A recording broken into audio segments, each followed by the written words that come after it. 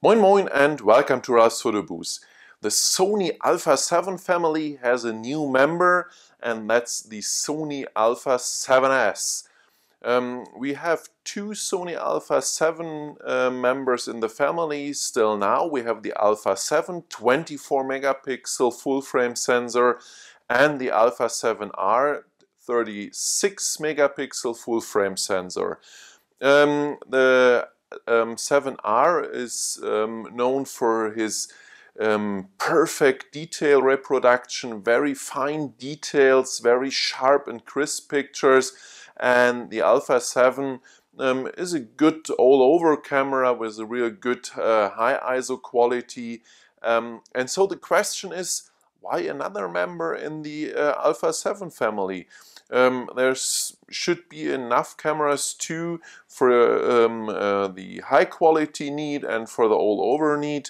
Yes, but there's another thing with the Alpha 7S, and there are two things which are important or which are new at the Alpha 7S.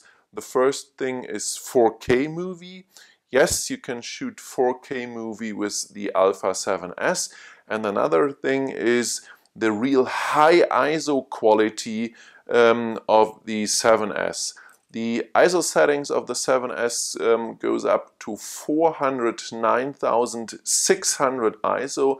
So that's a real high ISO setting. You can shoot in real low light situations at candlelight or sunsets, or in even after the sunset when the sun is went down. You also can shoot with the Alpha 7S. So these are the 2 points of the 7S which are new and which are not in the older models, in the 7 and 7R. That's the high ISO quality and the 4K movie. Talking about the sensor, yes, still a full frame sensor, but only 12 megapixel.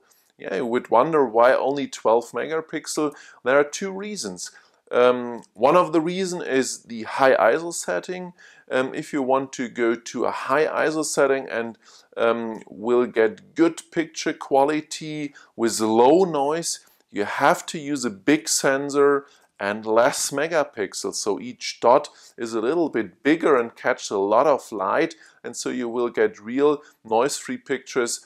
I think up to 102,000 ISO, the picture quality is fairly good. Up to the 200,000 or 400,000 ISO, the picture quality is not very good, but it's acceptable. It's a real good quality. You can shoot pictures in this high ISO setting, but I would say up to 100,000 ISO, the picture quality is fairly good. And another point, if you want to shoot 4K movies, you know, the resolution of 4K movies is 3900, I think, 60 and 2140. And when you look for a 12 megapixel sensor, it has 4000 by 3000 pixel, and so the 4K movie fits almost exactly in the size of the sensor. It only has a little bit on the left and on the right side which pixels you don't use, but the rest of the main part of the sensor is used for the 4K movie, and it's used 1 pixel by 1 pixel. So 1 pixel on the sensor is 1 pixel in the 4K movie.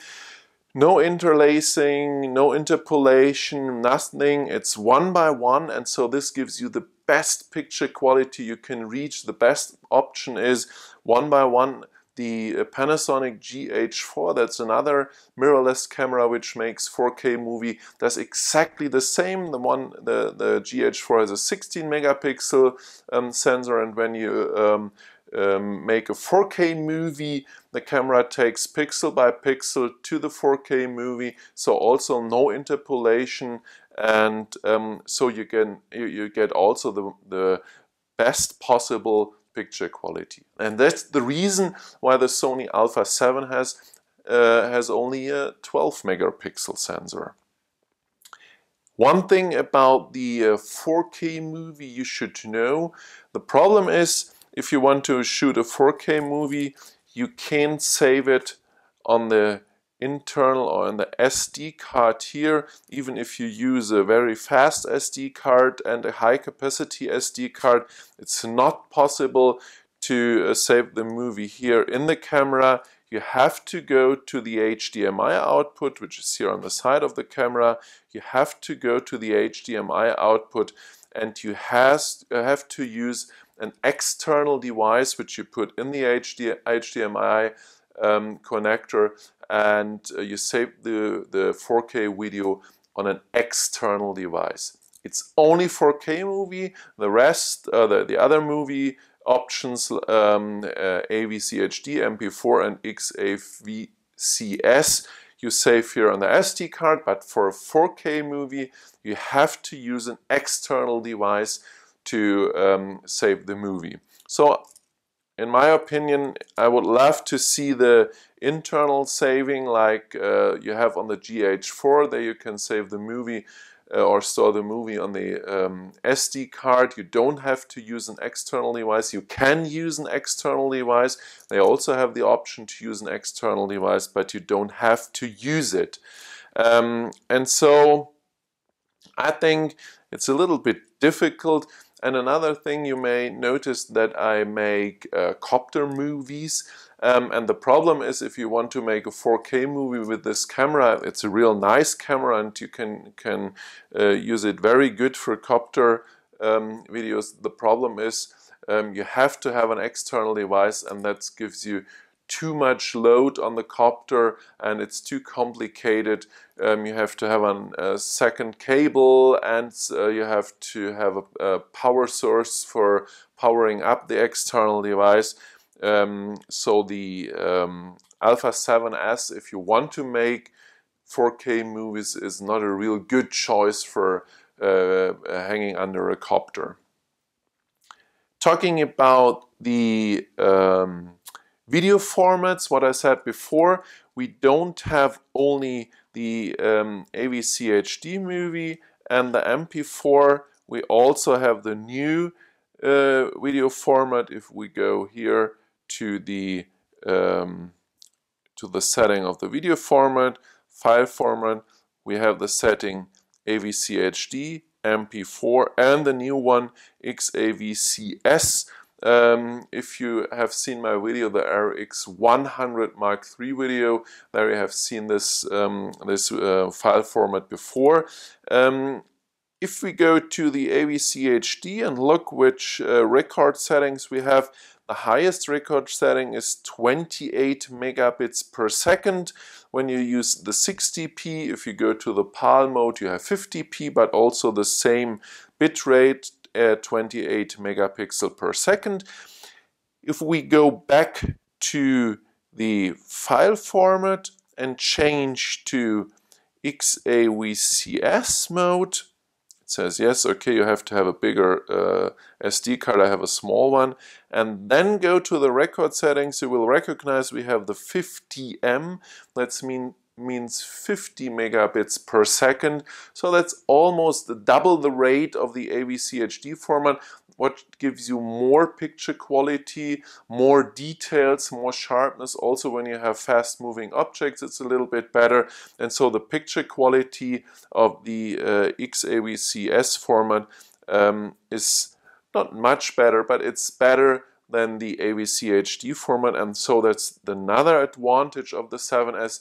You don't only have the 4K format, an external device, you also have the new format XAVCS, which you can record on the SD card. The thing I show you again what happens when you use a small SD card like I have. It's only an 8 gigabyte SD card. The camera won't work. You have to have a 64 gigabyte SD card, a fast one, and then you can use it in the camera. So that's the only thing. Coming back to the high ISO settings, what I said before, when you go to the menu and we will go to the ISO settings, press the button, and we start with ISO 50. You see the ISO settings of 50, 64 and 80 are not highlighted. I show you why this happens in a few minutes. We go to ISO 100, so that's the standard ISO setting, the lowest standard ISO setting, and then we go up to the values you may know from all the other cameras. That's 12,800. Some of them go up to 25,600, and a very few go then up to 51,200. And now comes the 7S. Next step, 102,400. Next one, 204,800. And the highest ISO setting I said before is 409,600. So that's the highest ISO setting you can use at the 7S. Why the low values are not highlighted, I show you now. When you look at the advertising of the 7S, you may recognize that there are 2 points which are marked up. That's the 4K video and the high ISO setting. But I think there's a third one which makes the camera very interesting, but you won't find it clearly marked in the advertising. You will find it in the technical data. But the one thing I mean is the electronic shutter. Yes, the Alpha 7S is the first mirrorless and the first of the also SLT cameras which has electronic shutter. Sony doesn't name it electronic shutter, they say silent shooting. So if you use the silent shooting, you won't hear anything, there's no shutter. I turn this one off and I show you the difference between the mechanical shutter and the electronic shutter. When we remove the lens, here you have the full frame sensor, 12 megapixel, and now when I press the shutter release, you will see there's the mechanical curtain and you hear the noise. And now we turn back to the electronic shutter, the silent shooting. We turn the silent shooting now on. Here's the silent shooting. And when I make a picture now,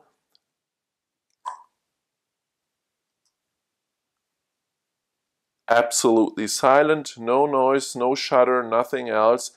So that's the silent mode. And when you use the silent mode, the ISO setting is limited, the low ISO setting is limited. When I turn the silent shooting off and go back to the ISO setting, you will see now we can go down to the lowest ISO setting of 50, 64, 80. So that's the lowest ISO setting, but only when you use the mechanical shutter. I don't know why Sony doesn't mention a little bit more the electronic shutter. Maybe they have the fear that the disadvantage of the electronic shutter is so not bad, but I think they may not want to use the electronic shutter and get their pictures spoiled, because the problem of the electronic shutter is, and that you have to know before, the problem of the electronic shutter is if you take pictures of fast moving objects, the objects are stretched when you take the pictures with the electronic shutter. The reason why it is, or why it happens, is the sensor is read line-wise. So it starts at the first line and ends at the last line, and so there's a time between the first and the last line. And in this time, when you have a fast-moving object, the first line doesn't fit to the last line. So when you have, like, my dog is running and you take a picture, my dog is running from the left side to the right side, and they take the picture with the electronic shutter, the dog is a little bit longer than it is in natural, and that's the problem of the electronic shutter. And the next problem, when you take pictures in artificial light, like this one here, the problem is that you may catch the dark phase of the electronic light or the artificial light, and you get a dark picture or a half dark picture. And so these are the two problems of the electronic shutter. So the good thing, you can take pictures at the concert. The bad thing, you may get spoiled the pictures by the artificial light. So that's very important when you use the electronic shutter to make some test shoots, so you can see if the electronic shutter works in this situation perfect and gives you a real good picture quality. It's nothing worse than you take a lot of pictures in a concert and you see them after the concert on your computer, and they are all spoiled, they are all dark or half dark, half light, half dark, half light. And so I think that's not a real good idea. So that's the problem of the electronic shutter, and that may be the reason why Sony doesn't advertise the electronic shutter very prominent, but it's in the data sheet, but it's not very prominent. So that's, in my opinion, a real good thing. I like the electronic shutter, and I know the limitations of the electronic shutter. Okay, so coming to the next points, a little bit of the menu and a little bit of the what's in the Alpha 7S. We have the monitor. It's still a turnable monitor like the others have, and no, it's not a touch screen. Then we have the electronic viewfinder. Yes, the resolution of the electronic viewfinder is a little less than the one of the 7R. The 7R has a 2.4 million megapixel viewfinder. This one has less resolution. It has the same resolution like the Alpha 6000, but in my opinion it's absolutely enough. The picture is clear, it's sharp, it's brilliant, so there's no need to get more resolution in the electronic viewfinder. We have the SD card slot here at the side, only one SD card slot, and on the other side, I showed you before, the HDMI and the multi-connector, and above there we have the microphone and headphone jack to put an external microphone and a headphone on. On top of the camera we have the program dial starting with PASM. Then we have the two individual options. We have the movie option, the panorama, the scene mode, and the auto mode. We have the on-off switch, shutter release, C1 for custom 1 setting. We have the exposure correction, and we have the front dial here. Going to the back side, we have the menu button on the left side, C2, the custom button here on the right side of the viewfinder, AF/MF switch with a button in the middle. You can configure this one by yourself, so you if you want to use it for another option, it's no problem, you can configure it in the menu. Then we have the FN button, very important, I think, sorry, because when you press the FN button, you get a quick menu here, and you can change the 12 most important settings very fast and very easy just by going to the option and then turning the dial. Sorry. Turning the dial, and you see I can change the ISO setting very easy and very fast. Press the OK button, go to the next point, like the autofocus options, turn the dial, and here you see the different settings: AFS, autofocus single, autofocus continuous, direct manual focus, that's in between the autofocus and manual focus, and the last option is the manual focus. So in my opinion, the FN button is very important and it works very good. Then you have the third dial and a four-way button, because you can press this one also. You cannot only dial, but you can press it on the left, right, and top and bottom side. You can configure the dial also completely by yourself. In the standard configuration, you have the white balance on the left side with the different settings: sunshade, cloud, light, artificial light, flash, underwater, and the setting in Kelvin or individual setting by the white card. Then you have on the left side the drive mode, single shooting, and the different speed shootings, the continuous shooting mode, the self-timer, and the different bracketing modes which you have here. On the top of the dial you have the display button, so you can change the different display settings.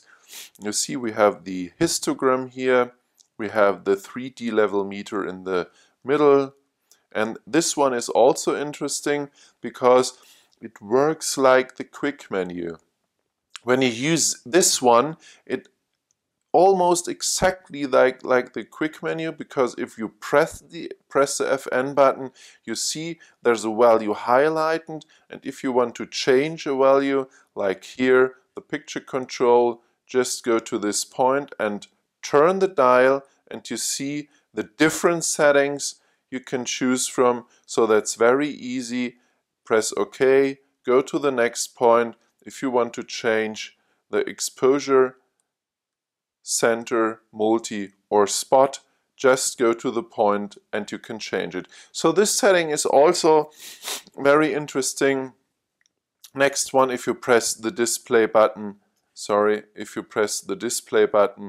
you have the information mode and another information mode you can choose from. C3, custom 3, and the replay button is here. So the buttons, the dials are exactly the same like the 7 and the 7S. You have the back dial, here, and if you go to the menus, you can work very fast in the menus just by turning the back dial to change the menu and turning the front dial to go down or up in the menu. So that's very fast to work in the menus.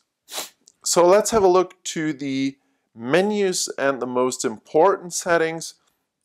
Starts with the image size, 12 megapixel, aspect ratios 3:2 or 16:9. Quality, yes, we have the RAW mode, RAW plus JPEG, and 3 different JPEG settings.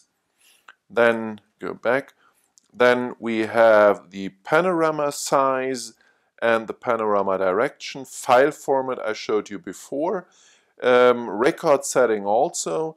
Dual video record. If you use the MP4 or AVCHD, I think you can, if you use the, just give me a second.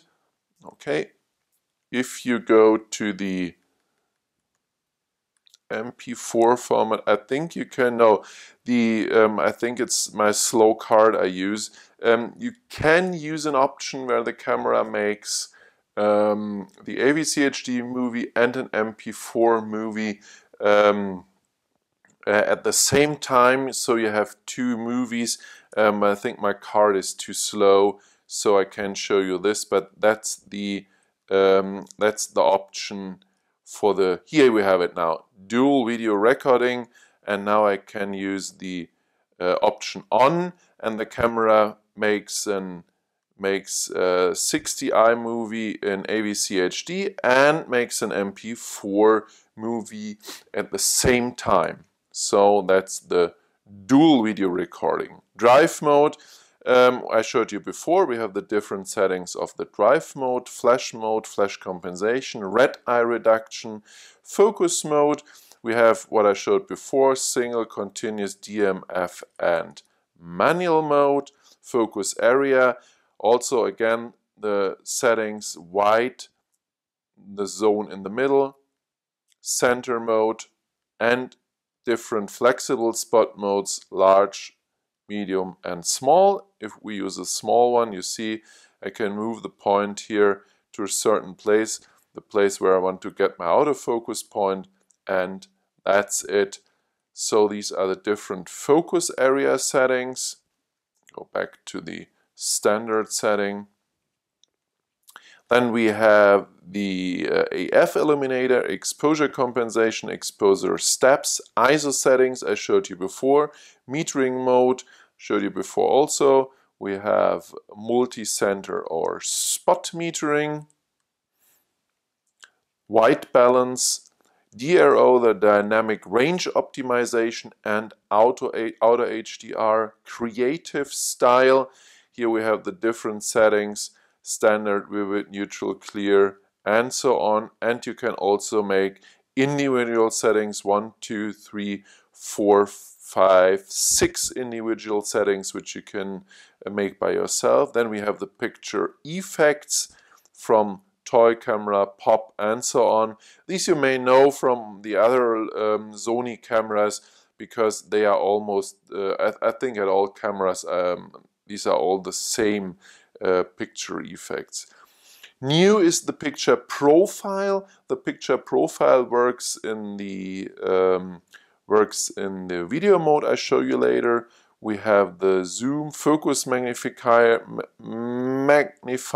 long exposure noise reduction, and high ISO noise reduction, center lock, smile and face detection, soft kin effect, auto object framing, and scene selection is if you turn the program dial to the function scene. Then we have movie I show you later, steady shot. Steady shot is off because the steady shot is the stabilizer which Sony use, and the lens which I have here on the camera, it's the 35 2.8, doesn't have a built-in stabilizer, so that's the reason why the steady shot isn't highlighted here. I can change it because this lens doesn't have a steady shot or a stabilizer. Then we have the color space, auto slow shutter, audio recording if you want to use this. Next point, audio out timing. You can change between live and lip sync. Wind noise reduction, memory recall, and memory. That's what I said before. You have different settings, 1, 2 here on the top dial, and another 4 which you can individually set up, and so you can make up to 6 individual settings for the camera. Then we go to the next menu. We have the Zebra manual focus assistant. That's the magnifier. You can set up the magnifying time. You can use a grid line, marker display, and marker settings. These are 2 functions which are used in the video mode. Show you later when I turn to the video mode. Audio level display, auto review display button. You can configure the display button individually. If you go here, you can do it for monitor and finder. You have the 6 different options here, and if you don't want to have like the graphic display and you don't want to have the display, the histogram, just check it out and that's it. And if you press the display button now, you see there's no histogram anymore. So that's the individualizing of the display button for the viewfinder and also for the monitor. You have the peaking level. If you want to manual focus, you can switch on the focus peaking. You have different focus peaking colors. Then we have the live view display, pre-AF zoom settings, optical or electronical zoom, finder monitor change. Now it's automatically. If I put my eye in front of the viewfinder, the picture changes from the finder to the monitor. I also can I can also make it manually. Release without lens, I showed you before, when there's no lens on the camera you can release. The reason why you need this one is if you use old lenses with an adapter, the camera thinks there's no lens on the camera, and that's the reason why you have to enable the release without a lens option. Silent shooting I showed you before, that's the electronic shutter. Exposure compensation settings, reset EV compensation, bracket order if you want to make bracketing series, face registration, and APS-C size capture if you use lenses from the Alpha 6000, so the E-mount, for the APS-C series lenses. The camera recognizes that's an APS-C lens and changes the field from the full frame to the APS-C area automatically if you want. You can also turn this one off, or you can turn it on. And if you turn it off, you can use the lenses, and you will get a dark area at the corners, but you can use it also with the turned off, and then you have to resize the picture on your computer afterwards. Lens compensation, video light mode. If you use a video light with the camera, you can make the different settings at what situation the video light should go on or all the time. Function menu setup, that's what I showed you before. If you press the function button, you have 6 options in the upper and 6 options in the lower line, and you can configure these 12 options by yourself, so you can configure the quick menu in the way you want it, and set the points in the quick menu you want to reach very fast by pressing the FN button. Custom key settings, these are the custom key settings 1, 2, 3, the control wheel, center button, left button where you have the drive mode now, and in the next menu you have the right button where you have the white balance now. Down button is not set, you can set it by yourself. AEL, AFM button, so this is this part of the camera here which you can set up by yourself, and the focus hold button on the front side. I think it's where it is, focus hold button. Oh, that's the button, sorry, that's the button to press here, not on the front side. Dial setup, and then we have the movie button always, and dial wheel lock. Next one is the Wi-Fi mode, sent to smartphone, computer, and TV. Again, we have the NFC chip. Then we have the app list where you can load apps from the Sony store. There are some very interesting apps like time-lapse you can use, stuff like this, so you can customize the camera also with some of the apps. Next point is the replay, and last but not least is the setup menu where they have the monitor brightness, viewfinder brightness, audio signals, volume setting, and also you have the point where you can change from PAL to NTSC TV format in your country you'll live, or you can use the NTSC if your TV set works also with the NTSC mode. Cleaning mode, here we have the time code settings. If you want to use a time code in your movies, here you can make the setup for the time code, HDMI settings, and here is the point which isn't highlighted now. That's HDMI 4K output. That's the point. If you want to make a 4K movie, you have to put in a HDMI external device to record the 4K movies, and that's the reason why this point isn't highlighted. One thing I should say to the 4K movies, there are two options, 24p or 30p. These are the two only options you can choose in 4K. There's no 60 or 50p mode in the 4K mode. USB connection, format file number, and that's it. So these are the options. This is the menu.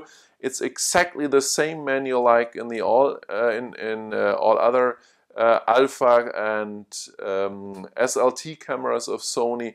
So they have now one menu in each camera, or the same menu in all their cameras. And so that's very easy to change between the different models. If you use Alpha 7R and Alpha 7S, it's exactly the same menu. There are coming some more points in the S menu, but it's exactly the same menu. Let's go back to the video mode. I will show you in the video mode which options you have here. And one of the very interesting option is the picture profile. In the picture profile you have different settings. You see we have different presets, but all the presets you can change or customize by yourself.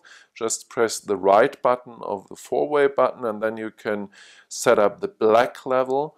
You can set up the gamma setting for different modes. We have here different settings for the gamma mode. Then we have the black gamma, the knee, color mode, movie, still, cinema, pro, black and white. See, we have different settings here. Then we have the saturation, color phase, color depth, detail, and that's it. So you can customize the picture profile, or you can customize each picture profile by yourself. And one point I showed you also before, which works now in the video mode, that's the marker display and the marker settings. In the marker settings you can use a center cross. You can change the aspect ratio, safety zone, and guide frame. Safety zone is an area which shows you when you want to show your movies also on old TV sets. It shows you which area is safe and which area is showed also on old TV sets. And the guide frame, just I show you what a guide frame is. The guide frame is like this. There are only some lines which show you to hold the camera horizontal. I turn off the guidelines because I want to show you what happens when you use like aspect ratio. You can show you which aspect ratios you have, 4:3, 13:9, and so on. And if you use the cinema scope option, and you will see these two lines, and these are the two lines for the cinema scope, because only in these two lines, everything is between these two lines is in the cinema scope movie. So that's the guideline or the help line, so you can see where the main part of the movie happens. Okay, so these are the settings for the movie mode. Okay, yeah, so this is the Sony Alpha 7S. So now we have the complete family, starting with the Alpha 7R 36 megapixel full frame sensor, the 7 24 megapixel full frame sensor, and the 7S with 12 megapixel full frame sensor. I think the 7R and the 7S gives you a good choice between high details, top detail reproduction, and high ISO setting and 4K video on the other hand. For me, the Alpha 7 is the weakest member of the family, because in my opinion, if I have to choose between these cameras, in my opinion, I would buy Alpha 6000 instead of the Alpha 7. The reason is very simple. Also, the Alpha 6000 has a 24 megapixel sensor. Okay, it's only in the APS-C format, but the camera is much more faster, 12 pictures per second, has a much faster autofocus, and the picture quality between the 7 and the 6000, it's really a minor difference. In my opinion, it's no difference. In my opinion, if you use a real good lens on the 6000, the picture quality is exactly the same compared to the Alpha 7. And the 6000 is cheaper, faster autofocus, a little bit smaller, a little bit more lightweight. I would buy the 6000. If you talk about the depth of field, yes, you're right. The Alpha 6000 has less depth of field compared to a full frame sensor. But as I said before, to buy the complete line, yes, the Alpha 7S, yes, the Alpha 7R, but not the middle one. The 7, I would take the Alpha 6000, because when I have the 7R, I have a camera where I can play perfect with the depth of field. The full frame sensors give me a lot of option to play with the depth of field, and also this one in the movies gives me lots of options to play with the depth of field, and so I can use the 6000 for fast photographies like sport and stuff like this. And so this would be my lineup: 7S, 6000 and 7R. That would be my perfect lineup from Sony to capture all the scenes which are running over my photography life. Yeah, I know it's a little bit complicated what I say, but that's my opinion talking about the Alpha 7 family. Again, if you want to see the picture quality of the 7S, go to my Flickr account. There you will see the picture quality of the 7S, and you can compare it directly with the picture quality of the 7R. There are two albums where you can compare the picture quality of these cameras directly. You can download the pictures and compare it by yourself. I've made some real low light, candlelight pictures of the test frame, so you can see how the low light works with the 7S. That's it for today. The Sony Alpha 7S. I hope you enjoyed my presentation, and I hope it gives you a little bit overview what the 7S is good for and how the 7S works. If you like the video, please give me a like, subscribe to my channel, and if you want to support my channel, you can buy with an Amazon link, and you support my work on the video channel here and on my internet presence. Thanks for watching me, and as always I say bye and moin moin.